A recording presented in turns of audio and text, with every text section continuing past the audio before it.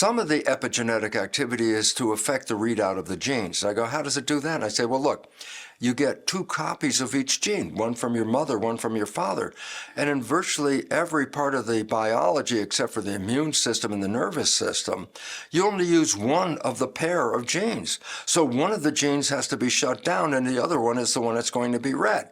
I said, well, what's the action of shutting it down? I go, epigenetic mechanisms select one of the pair and put what is called a methyl group, a chemical group, onto this particular gene, which inactivates it, and therefore only one of the pair is being read. So epigenetics changes the dials, which adjust the readout, and epigenetics can also say which of the pair of chromosomes is going to be read in the development of this individual. Well, say, well, how does epigenetic changes work to change the readout? And I go, well, it's called epigenetic gene splicing. I go, what does that mean? I go, well, remember, we make a copy of the gene, and that's called RNA. So we call it actually messenger RNA. It's a copy of the gene.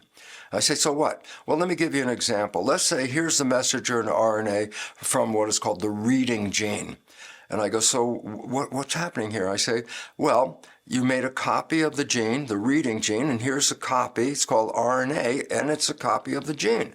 But then I say, so what does epigenetics do? I said, well, like scissors and tape, you can cut that signal, paste it together in a different sequence, and change the word. So, for example, let's look at it this way. Here's the reading gene. I cut off the ing part. Now I have the read gene.